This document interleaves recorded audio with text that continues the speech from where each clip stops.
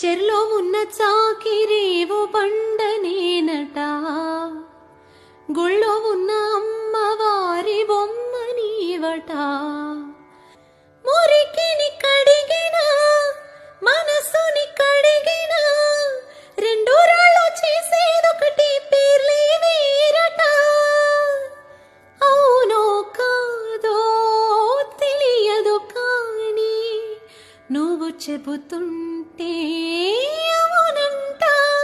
మరి అంతలోనే బొంగమూతి సంగతేంటట.